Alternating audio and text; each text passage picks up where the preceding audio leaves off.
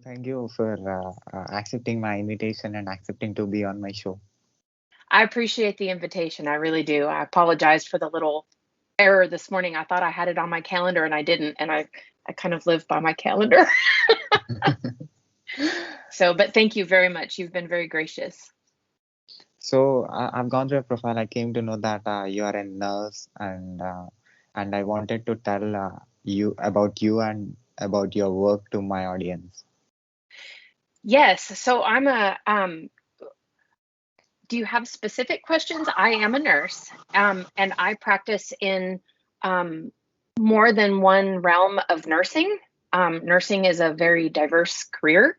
Um, and so, do you want me to speak about what I do now or what I have done? Yeah, starting from what you have done and till Okay. now. Yeah. So, So I spent a before that, sure. can you please introduce yourself to my audience and to the world who is watching and listening to you? Yes. So, my name is Julie Gerlinger, and I'm a registered nurse, and I live in Arkansas, in the United States. Um, and I got your very kind invitation, and I thought this was interesting. I like to meet new people myself. So, um, as far as being a nurse, I wanted to be a nurse for about 20 years, and it was very difficult for me to achieve that with things going on in my life. But it was a goal, and I was able to accomplish that. Um, as a nurse, I have my first field of practice was medical surgical nursing, and so that's in the hospital with patients who have medical illness or have had surgery, and I have learned how to take care of them. And then I also learned how to take care of patients. I work in psychiatry, so I take care of patients' mental health. Um, and that's a different set of skills. Then I have worked as a care manager, and care managers as nurses, if you're in the hospital, they're helping you to have all of the things put together so that you can come out of the hospital and be successful when you discharge from the hospital. The care manager role that I did was what we call longitudinal care management. So it's across the spectrum of health. I take care of adults, but these adults have diseases. And so if they have diabetes, hypertension, heart failure, um, uh, asthma, COPD, I help them manage the disease so that it improves their quality of life. Um, and so that's building up to where I am now. But I got my master's degree in nursing informatics, which is a more technical realm of nursing, and it's a younger nursing field. And so now I work for a technology company, and I'm a clinical consultant. And my role is to help um, make sure that the software or the product that we push forward makes sense for the clinicians. And so, as a nurse, I know how things work and or what makes them not work.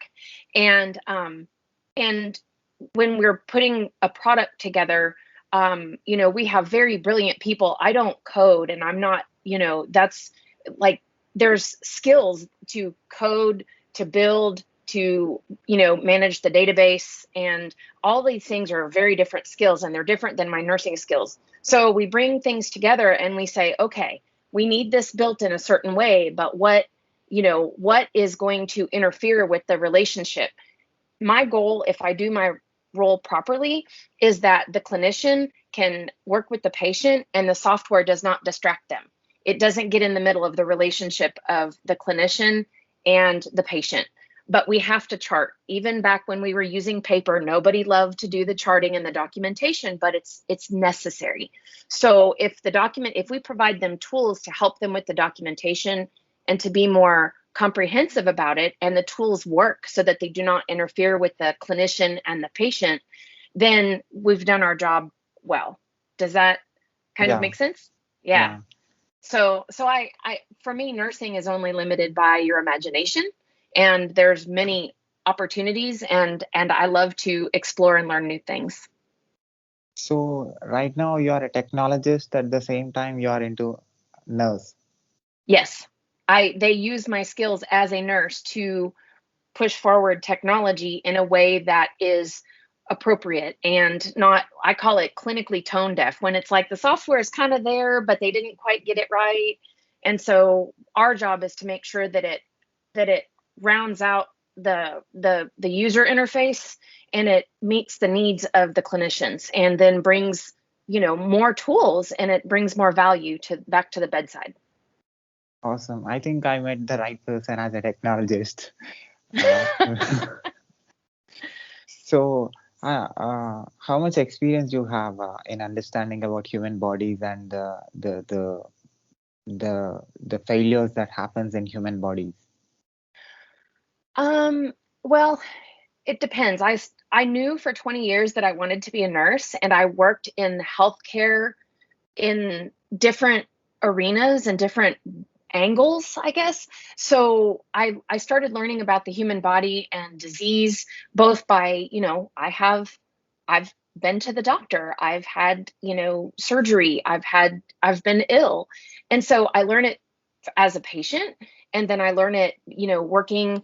I worked in rehab where I was taught by physical therapists and occupational therapists about the mechanics of the body and help people improve their physical well-being.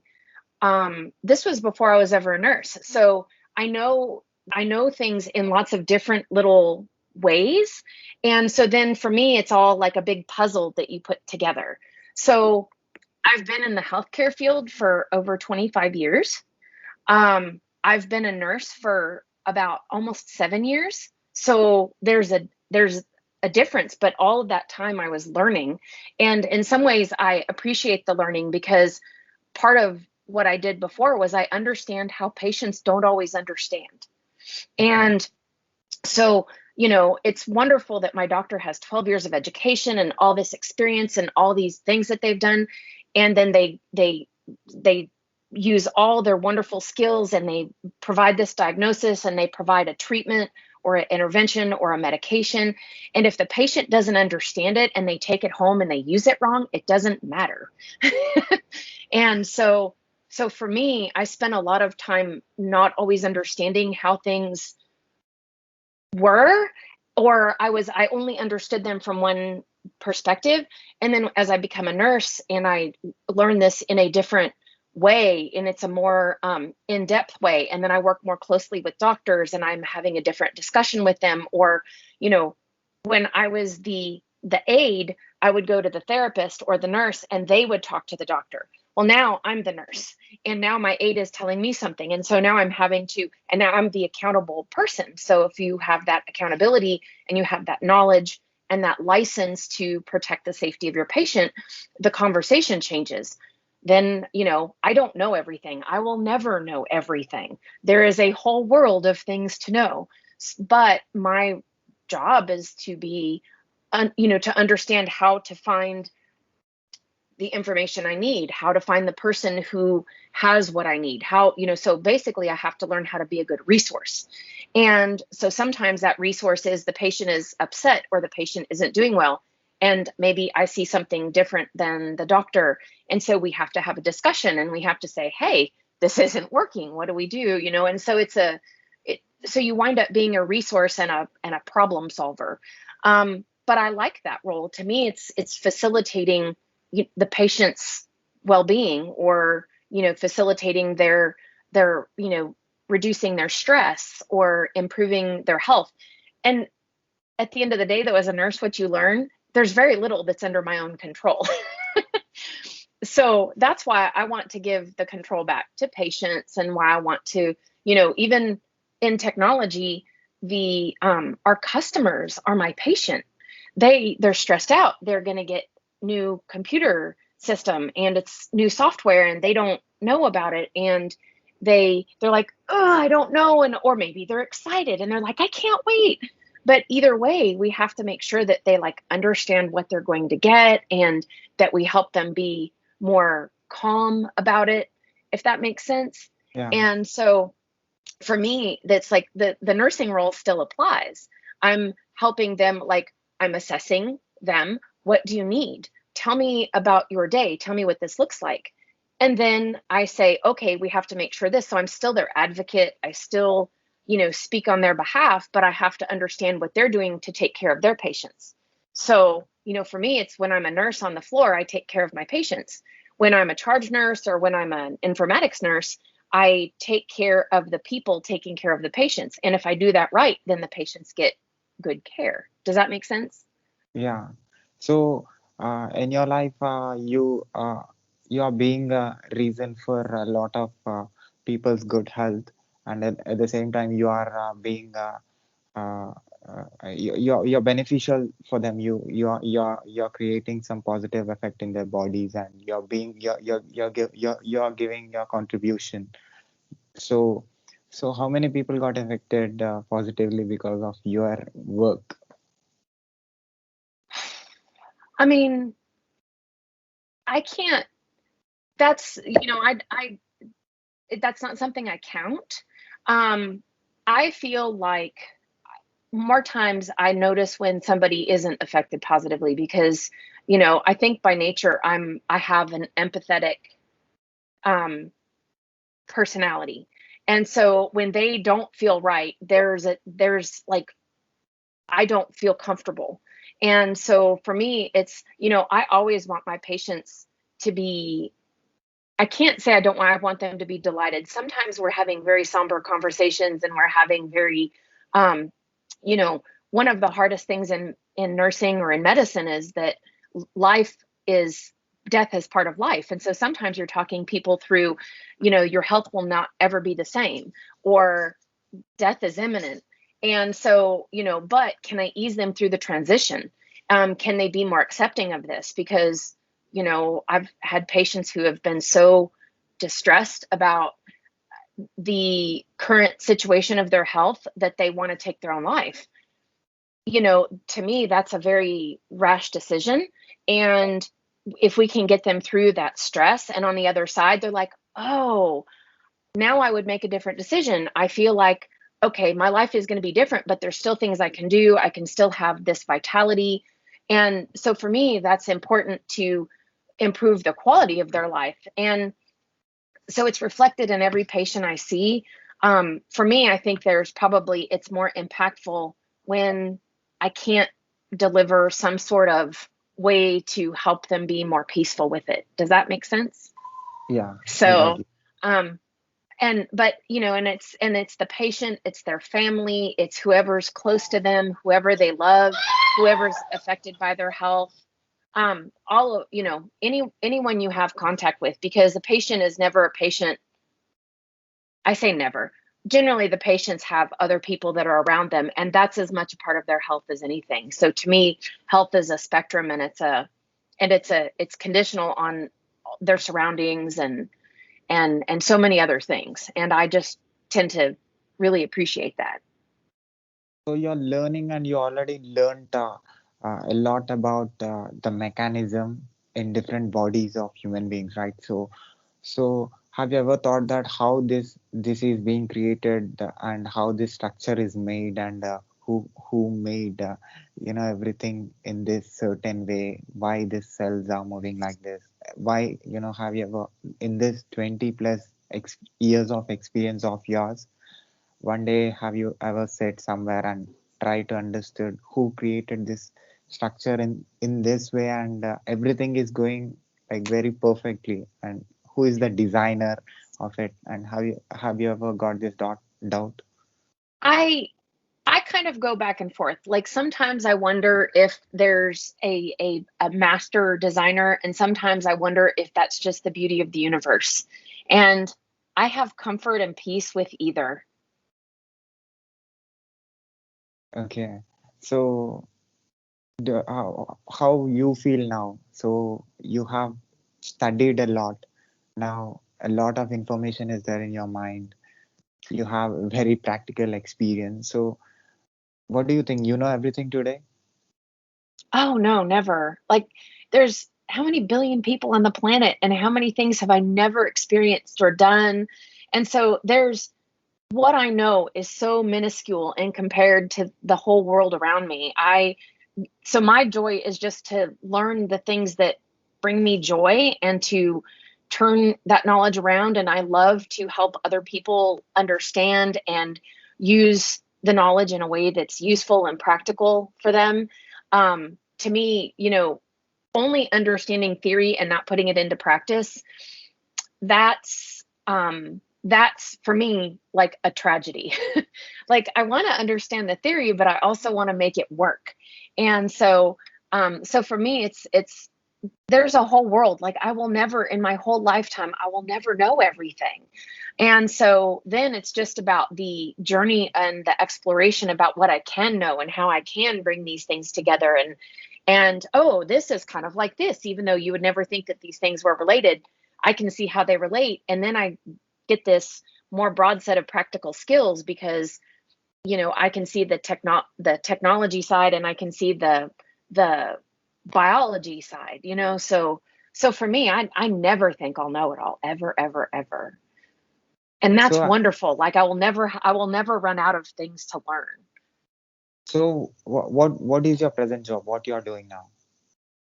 I work as a clinical consultant, and so my role is with working with people who we work with a client. We're learning their needs, and what they need to take care of the patients when they're coming to a new computer system. And so then I work with the people who are building the computer system, and I help give like consultation or advice on how to assure that this system does not interfere with the clinician and the patient relationship. So it's, the documentation is a requirement. We also want to put those, other tools in there that can help you be more comprehensive, so that not only is the tool, to put the data or to put the information, but also that it can give you something back, so that in real time, when you're working with the patient, doctors can't know everything. They don't know every medicine, we might have a specialty, there might be a broad base of knowledge, but there's a lot of tools that we can bring to the bedside where when they are working with the patient, they can say, oh, I need to look up, this right here, and then they get that broadened information. And so also making that information available means that, again, it helps them be that good resource for the patient. I don't ever expect that my doctor knows everything, and that the first time that they see something in the room, that if they don't know it, that they must be, a bad clinician, or, poor quality. I want them to be engaged, and I want them to say, I need to learn, because, again, even in 12 years of medical school, you're never going to learn it all. And so if you are open to hearing my problem, and you are open to learning, and, and it's a journey. And it's a journey that with a healthcare provider, you take that together. Sometimes you have a brief journey, and they just do surgery. That's it. And sometimes it's more straightforward. But with some things, with health, the more longitudinal, and the more, that record can provide. So maybe you do have a different provider, but somebody else can see, oh, they were doing this, I don't have to do this now, I need to go to this next step. Or, oh, they didn't, so it gives them so much more collaborative information. And so that's my role now, is just to provide the medical or the nursing perspective, so that when the technology people are building it, that it makes the best sense for the people using it, so that it doesn't become a barrier to care. Does that make sense? Okay, so you're being the mediator between the users and the software creators. Yes, yes. And I enjoy it. That's a whole other learning. It's a whole other learning experience being in this technical position, because now I'm having to build my own technical skills. My employer has been kind enough to let me do build class, which not all of the clinical consultants have as much interest in the build side, but now I can speak to it because I've done it. And for me, it's a little bit more of a struggle, but my theory is that everybody shouldn't be good at the same thing. We should all be good at different things. And so when we learn how to bring those skills together, we make this beautiful thing. And so, I understand build well enough. I go, oh, well, what about, this functionality, or what about that? Or if the client, I think there's a word, the word just. And I say just is a 4-letter word, like it's a curse word. And I'm like, people are like, oh, you just have to do this and you just have to do that. And it's like, no, when you're building something, even just moving a period is like, 2 hours of build, or, something really ridiculous, and it's disproportionate to maybe what they're asking. And so understanding like what goes into the build, but then also what the clinician needs helps me tell the clinician, oh, look, I know that this seems like it would be easy to remove the parentheses on this, but it's really not that easy. Those parentheses have to be there. And here's why. And so I explain it a little bit more in plain English for them. And then, then we can say, so is it really necessary that you want this, or is this preference? Is this going to interfere with you giving care? So you kind of work in the middle. But the more I can understand both sides, the more I can have empathy for both sides, I feel like the better that communication becomes. So that is what the communication, the information technology. So you're studying, and you have seen people having physical pain, and you understood the emotions of the people. That was completely the job where you can understand the physical pain and the mental illness, physical illness of the human bodies. Now you become a technologist. I mean, you are trying to understand the technology, and you are trying to put the emotion that you have understood and try to make the invisible thing software. You're trying to connect. I mean, you're being the barrier between this software and the users, the website, or the mobile app, or whatever the software users. So as a human being, how is this experience? Because this is like emotion and logic. Technology is a logic, and what you have understood is emotion. So you are understanding both. So how is your experience now? I think I like it, and that is because the technology has constraints. But some of the people we work with, they have constraints too, and so sometimes it's about explaining those constraints. But also sometimes it's about explaining that there's where one person might think that there's a constraint here, we're like, oh no, open your mind. This is so beautiful. Many of the customers, if they don't understand the technology well enough, they don't understand why, clicking a box matters.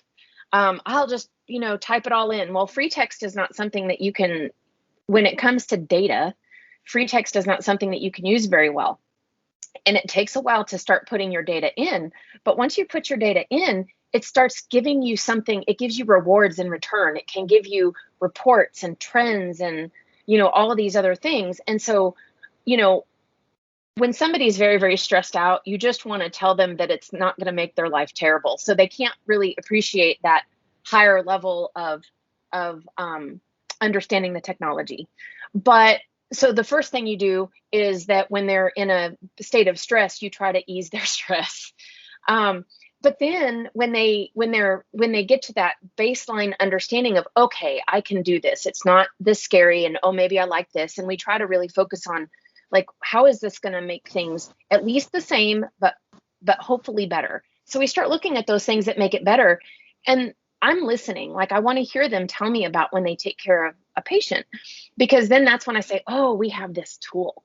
And when you start putting that data in, that data can give you something back. There's a report that you can get back, or there's insight, or there's, something that you can get back. And so then the data is, there is more analytical, but there's beauty in that. Like, to me, there's art in the abstract, and there's art in the very precise. And so, they've maybe worked in this realm of abstraction, and they get like this clinical gestalt. They have their experience that they tap on. But what if we could take their experience and enhance it with the data? And so for me, that's about helping them become more technologically mature. Does that make sense? Okay. So So I like it. Again, it's about nursing all over again for me. That's the lens that works very well. So I also did a project on crime report management system, which is about online police station. So which was my graduation project. where I have to understand the features and the functionalities of this police department. I have to collect all the information, which functionalities that I have to put on the user interface, the front end of the website. So I have to collect all those information in order to create all those buttons and categories and all. So I know I understood. I connected with what you said because And it's exciting, isn't though? I yes, mean, it's an like amazing job. yeah. And that's the beauty is that, like I'm meeting different people who love the data. I'm still a little bit messy, right? I'm still a little bit, one foot is more abstract and one foot is more technical. And so, like, if you just totally routed me down a technical route, I might not be happy. But for me, for my personality, I'm so happy to be able to, have some part of me in this technical sphere and I can appreciate that beauty. And one, some part of me in this abstract sphere, but then I get to bring them together so that they can both appreciate each other better. And I like that. And I like watching you talk about your project because I see you light up and it's like, yes, this is the beauty of it. This is the part where it's fun. And not everybody thinks it's fun, but we and not everybody has to think it's fun, but we need people like you who do because these tools are useful. And so that's where I get, I derive joy from helping people become more, I guess, technologically mature or with their health. They're more, they're more, their health is better because they understand better, so it's just bringing it to the people in a way that makes them like understand it and understand and not be afraid and be able to use it, and it can improve their quality of life, whether it's their quality of work, their quality of health. To me these things are all just different flavors of the same thing. It's just, that self improvement. Yeah, it's important for even the technologist to understand you completely, so that he can create a software with which he can connect with uh, everybody who needs it, who wanted it, and who can use the service better. So I can understand, and I can also understand the experience that you have makes him or her to understand easier what to put and what not to put. Right. And I get, like I said, I get joy just from kind of being, it's it's an honor to be in the role of facilitator, if that makes sense. Like for Yeah. me, that's an honored position. So then, you ask me, how many people have you improved? Like this is part of that. And so who, I don't even know. The work I'm doing now is being rolled out at a national level. So I'm not even going to get to know all the people that I've helped, but my hope is that it helps and that it improves things. And so and I love that, but I want to make sure that my work is good and that people are heard and understood and that they understand the rationale, because then it's, to me, it facilitates the change process. So I've gone through your profile and you have a website. Is that your website or you're working for other company? The Julie Thinks, Yeah. yes, that's my own. That's just me, and I opine, and it's kind of messy sometimes, and I probably need to do it more, but so it's just like a blog, and it's a place for me to put thoughts. And so as I, sometimes I have to struggle with, um, I have a lot of clinical stories, but um, we have a regulation with HIPAA for patient privacy. And so if I tell a clinical story, I want it to be removed enough from the patient that no one can identify the patient. And I want to respect that. But I still have some really good stories. Or as a nurse, sometimes you do things. There are some of the things that we do that you do it over and over again. It's like with coding or with some of your, programming. Some of these things are the same over and over again. People are kind of like equations, like it's this variable plus this variable plus this variable divided by this variable equals this, and this, and the equals is your person. So there's all different things that go into it, so you might have a different person on the end, but some of the variables recur.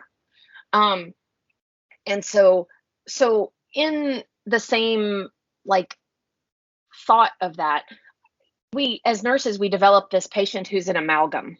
And so I can tell a story about a certain diagnosis or certain procedure, but it might be that, it may be pulled from several different patients where the same thing was similar that happened. And so we put this story together. And so then you can have these stories that they don't violate patients' confidentiality, but they can be anecdotal and they can teach. And so I do enjoy that part of it quite a bit, as I like to teach and help people understand the concept. Because when you understand, for me, I'm a conceptual learner. If I can understand the concept, then even as I don't know everything, I understand like what it should kind of look like. So then the rest is just details. It's just part of the process, if that makes sense. So everybody who is connected with you understands you very easily. That is my goal always. Okay. So at last, do you have anything to say to the world and to the people who are watching this? Oh, just thank you so much. Like I like to push forward good, and I have an intense personality and sometimes I get very emotional, but at the end of the day, I just always like to push forward good. And I liked your podcast. You like to interview different people. You like to, and I just thought that's so cool. And so I just always want to be part of something good. Um, and so to that end, like, seek out, be curious, those are things that I embrace. And I think if you do that, it's easier to find your joy. Awesome. So that is what my last question is. So as a person who was into medical field for a long time, who understood a lot of human beings and understood the mechanism in different bodies of human beings. So me talking with different bodies who are into, and those bodies are from different parts of the world, and those bodies are into different professions, and me trying to connect with their mental thing. And what do you think, what do you think that is working for me in order to make this possible, and what do you think that how it is going to be useful for the people who are watching and who is listening to me? Well, gosh, there's a big world. And so the nice thing is you're pushing forward some positivity, and I like that you are looking for variety. So, that's what sometimes people, technology has created some information bubbles and people don't always get outside of their bubble. And I'm a fan of like, get outside your bubble, fight. There's more bubbles out there. There's a whole bubble bath. And so for you, I kind of like that your podcast just is, it's like, I want to talk to anybody. I want to know anything. That's very cool. And I think that there's value in that. So awesome. So do you want me to share any website links of yours, or people if they want to follow you, or if they want to see the service that you are doing, or if they want to see the work that you are doing? So if you want me to share any links of yours on in the description? Yes, actually, I have a diabetes guide that is published and funded, and it's a tool for people it's United States specific, and but it's a tool that people in the medical field can use to help with the treatment of diabetes. And it was just one of the projects that I've done. Um, my website is www.juliethinks, JulietThinx.com. That is also my Twitter profile, Julie Thinks. And so if you want to intersect with me on Twitter, or read some of my blog, um, it's it's always a work in progress. I don't always know everything, but I enjoy the collaboration and the sharing. So awesome. I hope you continue the positivity, the spreading positive energy of yours to the world, and I hope a lot of people will get affected with the positive energy that you have, and at the same time, and I hope in your complete life you'll be the reason for a lot of people's good mental and physical health. Well, thank you. And thank you for pushing forward this positive series. I enjoy it, and I enjoy you, and like I said, I like to meet new people, and so good for you for doing the thing, because it needs to be done. And so I think that's good work. Thank you. So can I put this video on my YouTube channel with your permission? Yes, you may. And I will send you the links for I'll just send you the links, but the diabetes guide, it's just helpful. And it's the university that I worked for copyrighted it. But I'm but I'm allowed to use it because one of the things I advocated for was that it's a free tool and it's a free useful tool. So that's one of the, we all have our little pet projects that are close to our heart. This one is one of mine because it helped it, and I still kind of work on it, but it helps bring treatment to people for their diabetes, because in Arkansas, diabetes is a very prevalent disease and a lot of people don't understand how to treat it. And so it was important to me and to the clinicians that I worked with in the clinic that we made the treatment easy so that people could do it at home and that they felt comfortable with it. And so it was a good learning process. So I hope you'll continue learning, and like I said, people get affected positively because of the service that you're doing, and at the same time they get benefit from you. And in your life, I want a lot of people to get use your service and get benefit. And I'll share Well, the thank you links. very much.